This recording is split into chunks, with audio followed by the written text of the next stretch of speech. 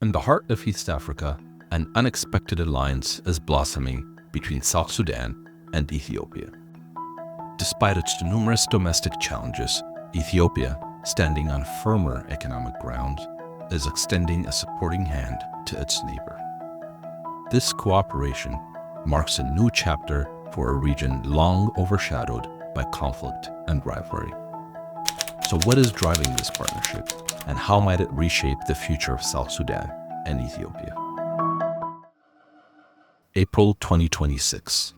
A quiet morning in Ethiopia's western Gambela region shatters as gunfire erupts, as armed tribesmen from South Sudan's Morale ethnic group storm villages, leaving 208 dead and abducting over 100 children. Days later, Ethiopia's military crosses into South Sudan to rescue the abducted children. Due to the treacherous terrain and poor coordination with South Sudan's weak security institutions, the ENDF was not able to successfully pursue the assailants. In the end, less than half of the 100+ children that were abducted returned home. But what could drive such a brutal cross-border raid?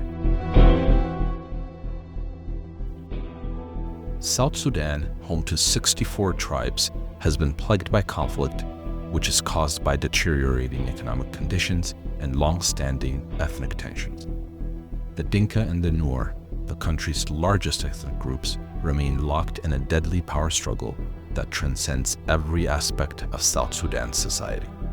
Opposition groups have a similar conviction and desire for peace in South Sudan.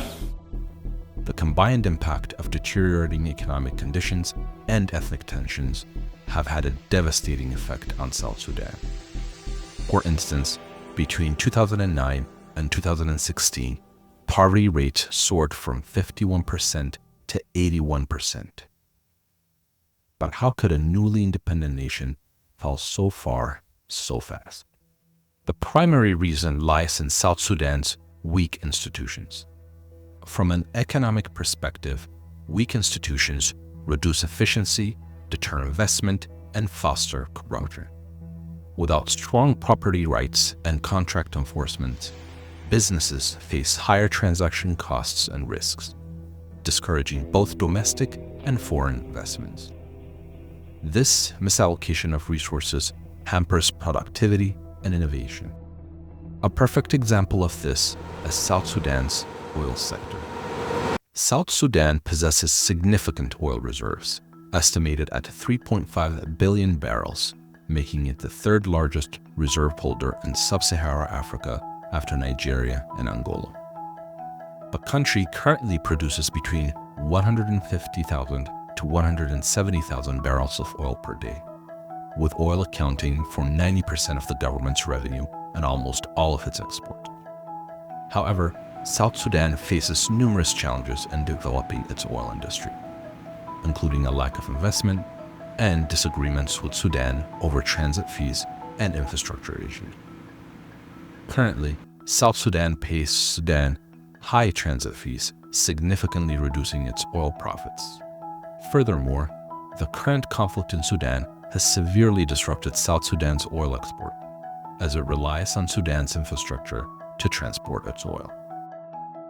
Amidst these challenges, a glimmer of hope emerged as Ethiopia and South Sudan signed a set of agreements around enhancing border security and trade, building a new pipeline, and a 220-kilometer cross-border highway. But can infrastructure alone bridge the deep divides that have torn South Sudan apart? By improving infrastructure, South Sudan can enhance its institutional capability, making it easier to enforce laws, reduce corruption, and manage resources effectively. Improved roads and pipelines will facilitate better governance and oversight, reducing opportunities for corrupt practices. The new oil pipeline through Ethiopia to the port of Djibouti will drastically reduce the transit fees South Sudan currently pays to Sudan. This will increase the profitability of South Sudan's oil exports, providing much-needed revenue for the government to invest in public services and institutional development. Ethiopia stands to gain as well. Plans for electric transmission lines would allow South Sudan to import power from Ethiopia's Grand Renaissance Dam, potentially transforming both economies. Additionally, Ethiopia will benefit from finding a closer source for its oil, reducing its own energy costs. Furthermore, by earning fees for transferring South Sudan's oil, Ethiopia enhances its economic standing. Improved border security through infrastructure development will stabilize the region, fostering a safer environment for economic activities. These achievements align with Ethiopia's desire to be the economic and political center of the Horn of Africa.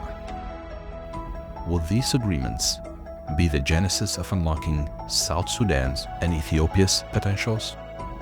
Or will the nations fall victim to the same forces that have held them back for centuries?